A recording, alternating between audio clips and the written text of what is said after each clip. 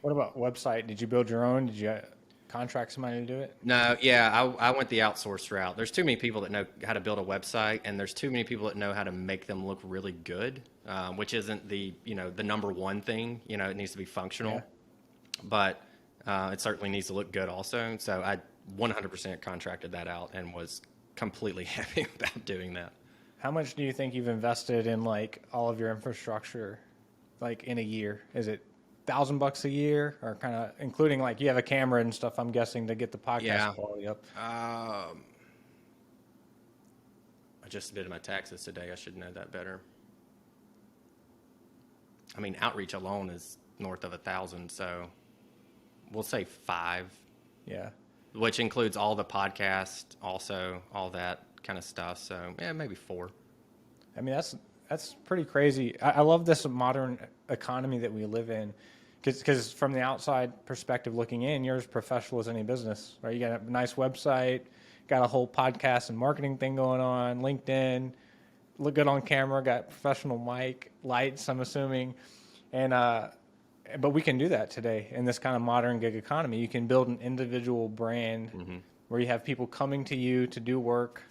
You identified a niche that you can solve for customers and make a pretty good living on the side doing that kind of thing. I think a lot of people are very interested in that. Yeah. How I had did a you learn how to do professor. Well, podcasting and stuff? Was that just YouTube, or say that again. how did you learn how to do podcasting, or where did you get the idea? Was it that conversation you mentioned, or was it just like seeing people on YouTube do it? Or Well, Blake's friend, Blake Bodzart, is the guy I was talking about, who said, yeah, you need to do the podcast. His friend runs Sweetfish Media. They're a podcast provider, production company. And they have probably the best lead magnet I've ever seen. Like, it's so good that you almost don't even need them. Like, if I was advising them, I would say dial that thing back a little bit, because seemingly you're giving it all away. But it's a 26 step, at least at the time, maybe they've beefed it up or cut it down, but 26 step by step how to start a podcast.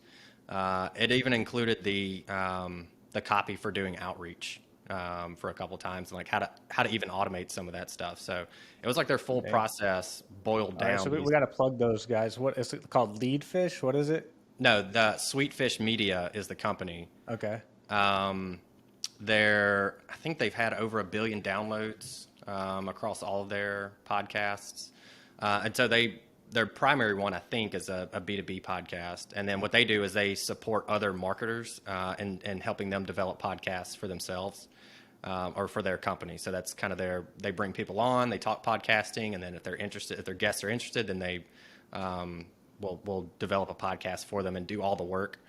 I think like in their workflow, they show, all the steps of what it takes to do a podcast. And then they just have like, you're the host, all you do is ask questions kind of thing. So they basically, you can outsource everything to them. So I took some of their model and did the same thing and found a really good person. Once I think my podcast launched, I know we were working on it before the pandemic, and that first episode might have come out like a week or two before that. And so there's a lot of people in the gig economy, especially looking for work. So I found a really good editor that was young, that I worked well with, who was super professional. Like, I'll send her stuff 4 hours before we need to get it published, and I'll send her a text. She's like, yeah, no problem, I'll get it done. And, give me an hour, I'll get it done, and she'll send it back. So definitely the gig economy has been fantastic for things like that and finding it. Because I'm not I have creative thoughts, I would say, and but that's about where it ends. Once I have to put like any creativity onto a website or some kind of marketing, whatever, kind of goes out the window. So it's been really good to be able to outsource like the creative piece of like the editing and the the backdrops and all that kind of stuff. Yep. Cool. Well, give me 1 sec. I'm going to plug something in. Yeah.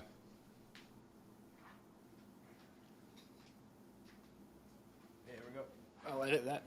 Cool. So you outsource the some of the production. So this is interesting. So basically, based on your work experience, you said, hey, data analytics is a niche and there's a need. I think almost anyone in professional services can identify some other need that's similar. You got a pretty simple technology stack, a lot of it free, including the 26-step process to setting up a podcast.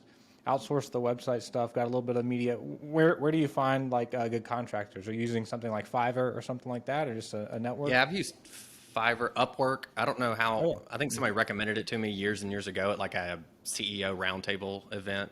And they said there's all these things, and Upwork was just the first one, so that's what I picked up and ran with. And so I've tried some of the other ones, but I guess just because my familiarity with Upwork, that's the one that I use. But I use that for pitch decks. With outsourcing stuff like that, a lot of times you pay for what you get, but if you look hard enough, or if you spend time and the money, like I've gone through a couple that were not good to find the good one, but now I've got, the good pitch deck person that I can just send it to. I just put the copy in there and I say, look, make it look really, really good, and send it back. So, it's a bit of a process to find those people, but once you find, the handful that you need, it's a huge advantage, and, it takes takes the stress off and takes the weight off the shoulders a little bit. Yeah, I mean, it basically turns any individual into a small company because you can outsource, like you said, pitch deck creation, website stuff, technology, pretty much the full gamut outside of the thing that you sell that is your niche, which is very interesting.